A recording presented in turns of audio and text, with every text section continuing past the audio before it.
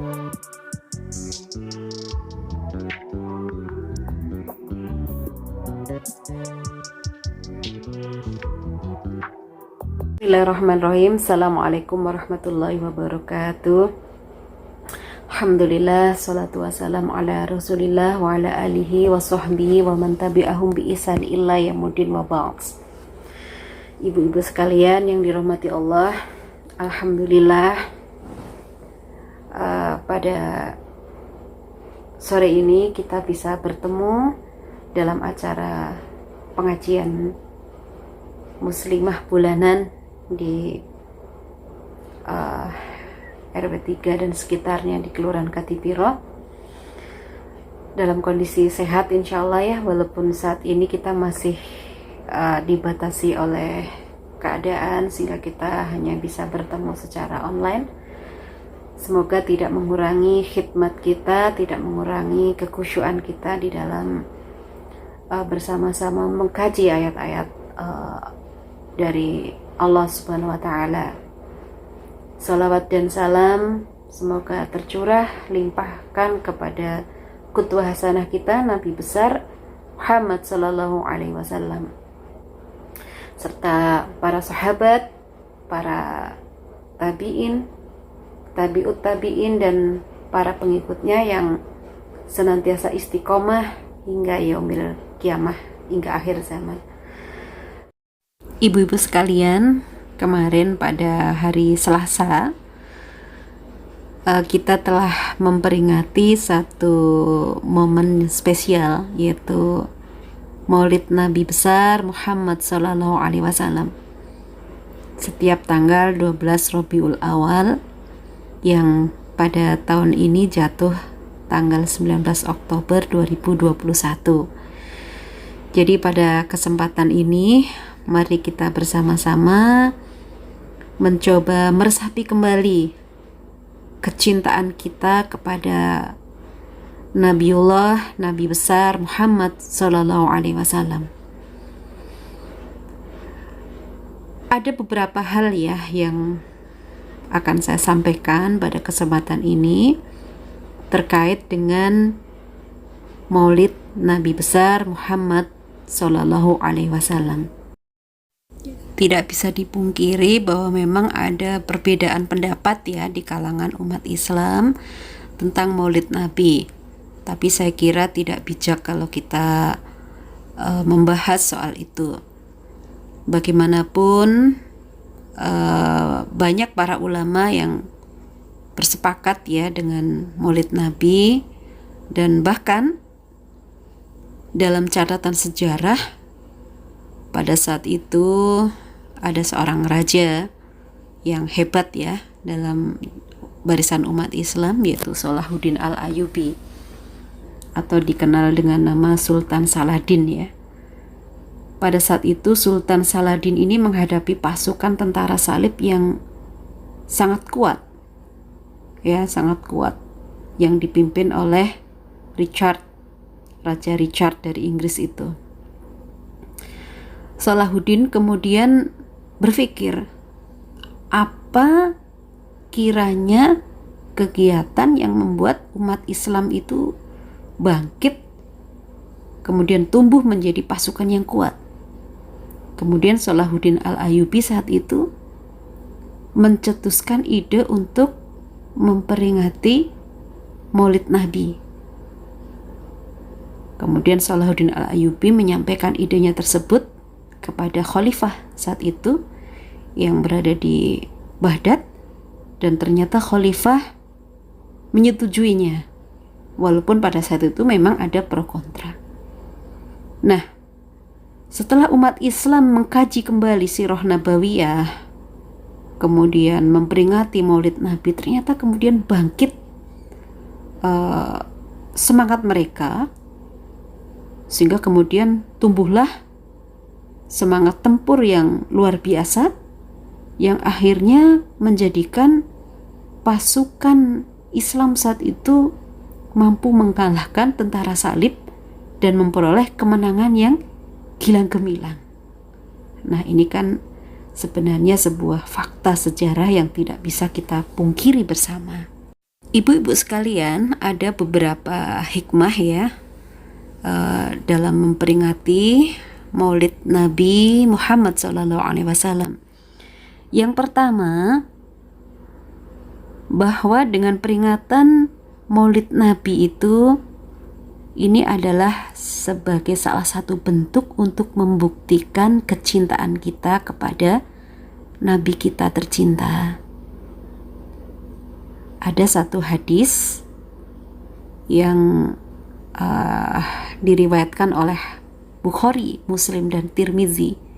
Hadis ini dari Anas radhiyallahu an, Nabi Muhammad SAW bersabda, ada 3 perkara yang apabila perkara tersebut ada pada seseorang, maka ia akan mendapatkan manisnya iman.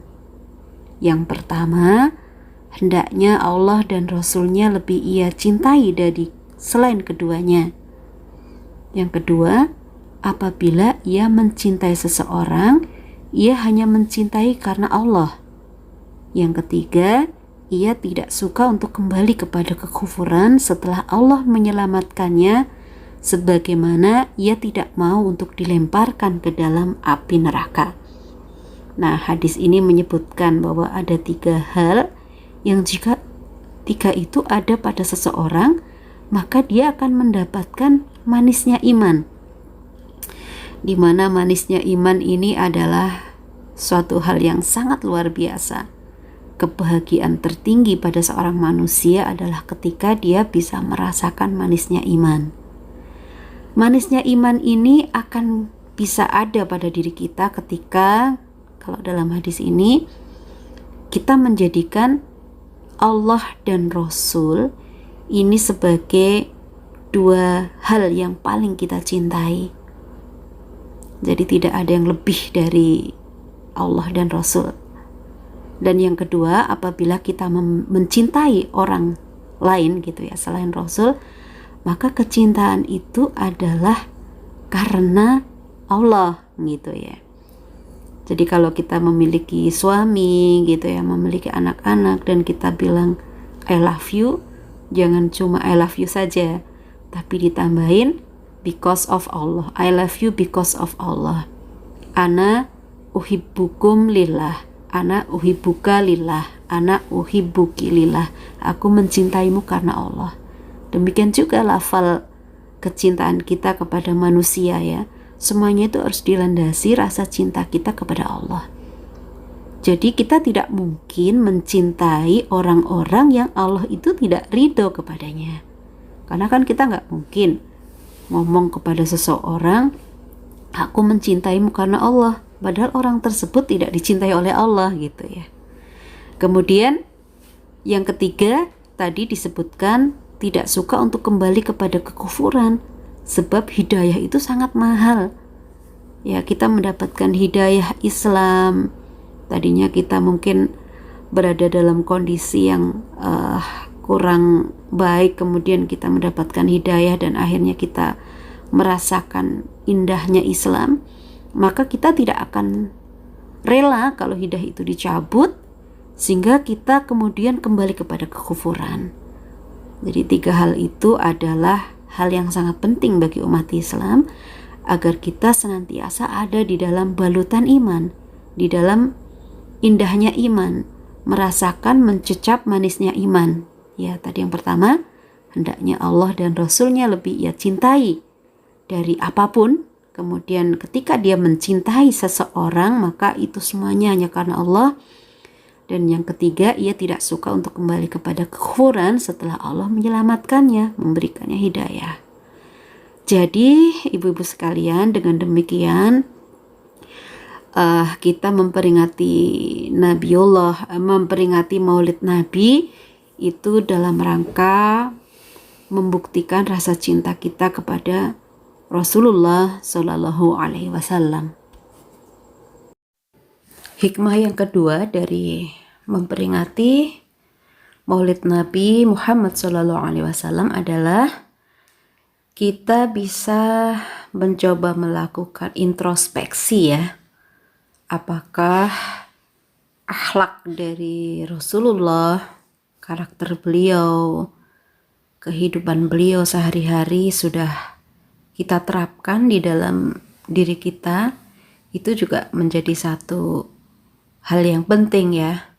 Jadi ada hal yang menarik bahwa ketika Allah Subhanahu wa Ta'ala menurunkan risalah bernama Islam, maka Allah itu juga memberikan modelnya ya, model yang harus kita tiru, dan model itu bukan dari kalangan malaikat atau makhluk yang lain, tetapi manusia itu sendiri, yaitu Rasulullah Shallallahu Alaihi Wasallam.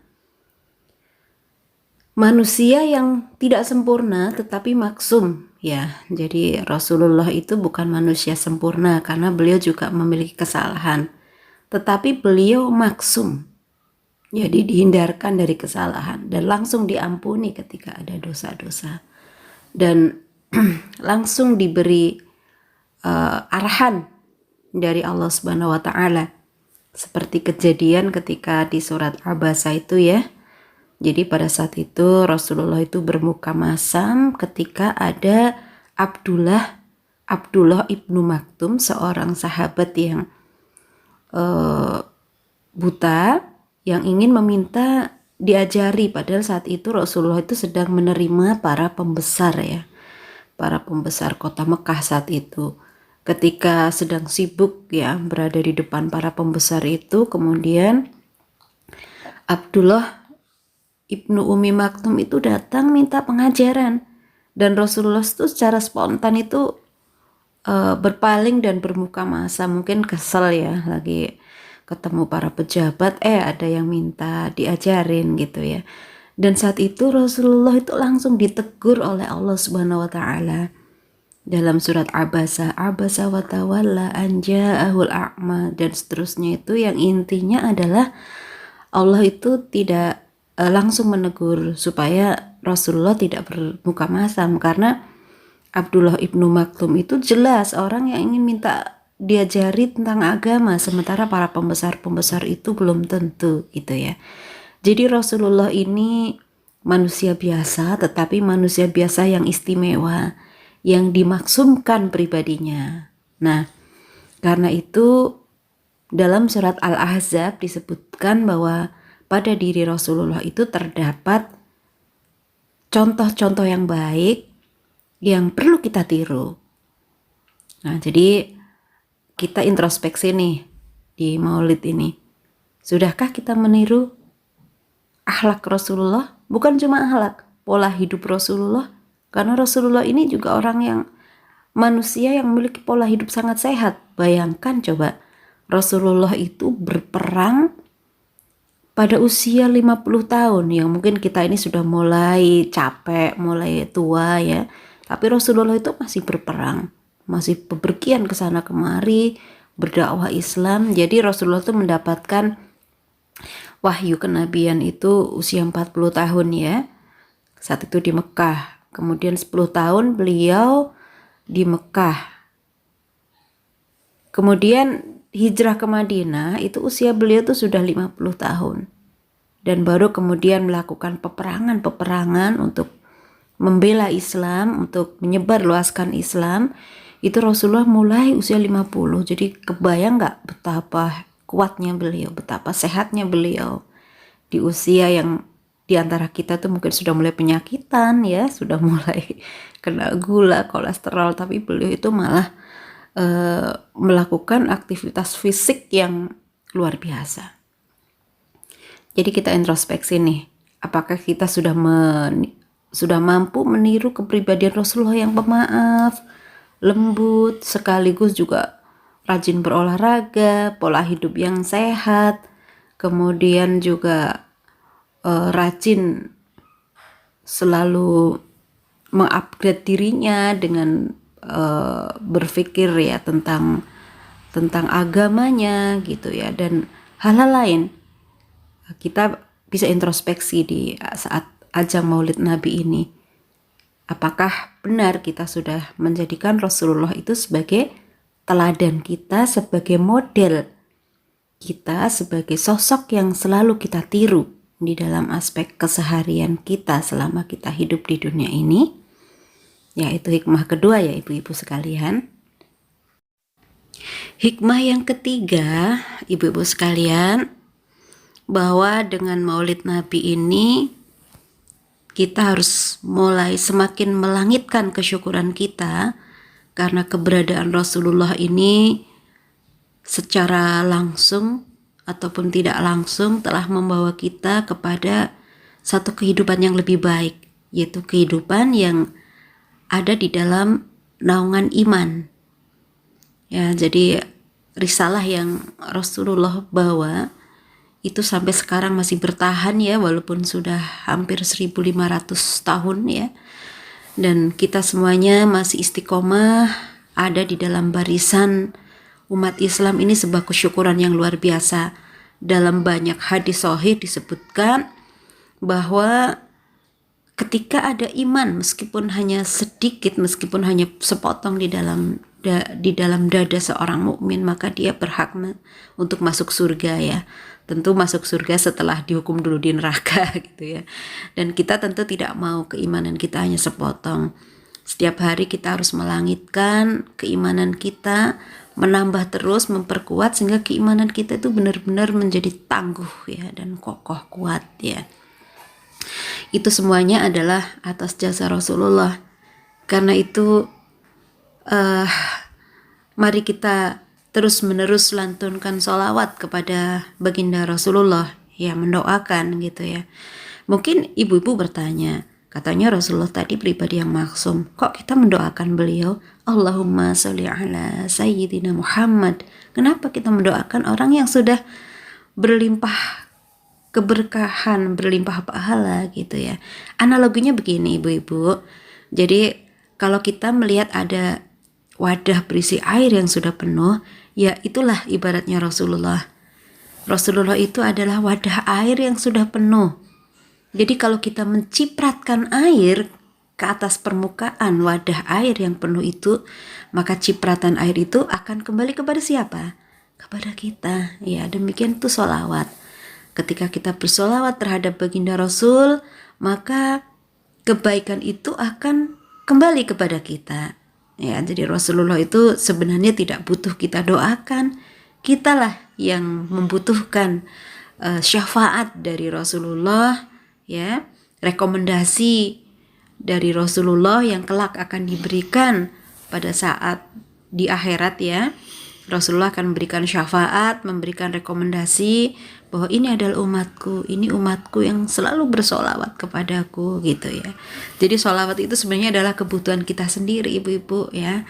Mari kita terus menerus lantunkan, khususnya di Maulid Nabi, dan juga tidak hanya Maulid ya. Hampir setiap saat kita itu melantunkan solawat. Di setiap kita sholat, di tahiyat itu setelah kita membaca doa tahiyat, maka biasanya dilanjut dengan sholawat. Itu semuanya adalah demi kebaikan kita sendiri. Yang terakhir, hikmah yang keempat adalah dengan peringatan Maulid Nabi ini, mari kita mencoba lebih banyak mengkaji aspek-aspek sejarah di dalam hidup kita. Ada orang mengatakan sebenarnya apa sih pentingnya sejarah, atau itu hanya masa lalu gitu ya. Menurut para sejarawan sebenarnya masa lalu dan masa sekarang itu saling berkait. Artinya apa? Ada satu dialog antar peradaban gitu ya, dialog antar generasi yang itu menjadi penting dilakukan. Ya, dialognya di sini bukan berarti kita ngomong dengan orang-orang terdahulu gitu ya. Nanti ngomongnya jadi lewat penampakan, bukan begitu ya. Tetapi generasi masa sekarang ini harus melakukan proses dialog dalam tanda petik dengan generasi terdahulu dengan apa? Mengkaji jejak-jejaknya, mengkaji peninggalan-peninggalannya. Kalau ada karya tulis ya kita baca, kalau ada jejak-jejak sejarah yang lain kita tadaburi. Apa gunanya? Karena sebenarnya kehidupan ini adalah pengulangan-pengulangan gitu ya. Apa yang terjadi di masa sekarang itu sangat mungkin telah terjadi di masa lalu. Nah, kita perlu belajar dari sejarah agar tidak terjebak kepada permasalahan-permasalahan yang sebenarnya sudah pernah ada di dalam sejarah, sudah pernah dipraktekkan umat manusia ini. Itulah pentingnya kita belajar sejarah. Nah, khusus untuk sejarah Rasulullah itu kita sebut dengan nama Sirah Nabi, Sirah Nabawiyah. Buku-buku tentang Sirah Nabawiyah itu banyak ditulis para ulama ya, dan kebanyakan itu cukup komprehensif, bagus ya, walaupun mungkin banyak yang bukunya tebal-tebal ya. Sirah Nabawiyah ini adalah salah satu bentuk karya tulis sejarah ya, yang sangat komprehensif ya, dan diteliti dengan ketelitian yang sangat tinggi. Kita tahu para ulama kita itu ketika memverifikasi sebuah fakta itu sangat mendalam gitu ya. Ketika mencari sebuah hadis itu ulama kita tuh menerapkan kaidah-kaidah yang mungkin lebih presisi, lebih kuat daripada kaidah yang dilakukan oleh sejarawan-sejarawan ataupun para jurnalis wartawan saat ini gitu ya. Sehingga keabsahan dari Sirah Nabawiyah itu sangat jelas dan terang benderang. Mari kita buka-buka lembaran Sirah Nabi sehingga kita nanti akan mendapatkan banyak hal yang sangat menarik yang itu bisa menjadi pegangan dari hidup kita gitu ya. Bagaimana ketika Nabi berinteraksi dengan keluarga terdekat, kemudian dengan teman-temannya, sampai bagaimana Nabi itu melakukan kegiatan-kegiatan yang mungkin dalam skala kenegaraan ya, kalau dalam di era sekarang ini. Dari Sirah Nabi itulah kita bisa belajar ya, bagaimana berkarakter, bagaimana bersikap sebagai seorang manusia. Karena Nabi itu sudah menerapkan seluruh aspek kehidupan seorang manusia dalam bingkai syariat Islam ya, yang itu tuh tertuang di dalam Sirah Nabi. Mungkin ibu-ibu bertanya, nah saya kan perempuan, kalau Nabi itu kan laki-laki, bagaimana? Ya Nabi kan punya istri, punya anak gitu ya, yang bagaimana beliau bersikap terhadap istri, terhadap anak-anak itu juga menjadi contoh dalam kehidupan kita sehari-hari. Jadi ala kulli hal ibu-ibu sekalian, ketika kita masuk di tanggal 12 Rabiul Awal, maka kita bukan cuma sekedar kemudian memperingati Maulid Nabi dengan sebuah ritual yang begini begitu ya. Lebih dari itu, sebenarnya ini adalah kesempatan kita untuk menggali betapa dahsyat kehidupan Nabi dan keluarganya, yang itu bisa menjadi salah satu sumber bagi kita untuk menteladaninya gitu ya. Karena kita semua kan ingin menjadi orang yang lebih baik dari hari ke hari. Dan siapa sih yang menjadi patokan kita di dalam bertingkah laku? Tentu saja adalah baginda Rasulullah beserta para keluarganya dan para sahabat, para sahabiah yang Allah sebut itu sebagai khairu ummah ya, generasi yang terbaik. Jadi Rasulullah pernah bersabda, siapakah generasi yang terbaik itu? Generasi yang terbaik adalah generasiku, kemudian generasi setelahku, dan generasi setelahku gitu ya. Jadi ada 3 generasi. Generasi yang pertama adalah generasinya Rasulullah dan para sahabat. Kemudian generasi yang kedua adalah generasi yang disebut sebagai generasi tabi'in. Tabi'in itu adalah orang yang bertemu Nabi gitu ya, bertemu sahabat gitu ya, maaf, tapi tidak bertemu Nabi. Kemudian generasi ketiga adalah generasi tabi'ut tabi'in. Mereka adalah generasi yang bertemu dengan para tabi'in tetapi tidak bertemu dengan generasi pertama ya, generasi Nabi dan sahabat. 3 generasi ini adalah yang disebut sebagai khairu ummah, sebaik-baik ummah. Dan kita dianjurkan untuk banyak meniru, meneladani karakter para generasi terbaik atau yang disebut dengan khairu ummah tersebut.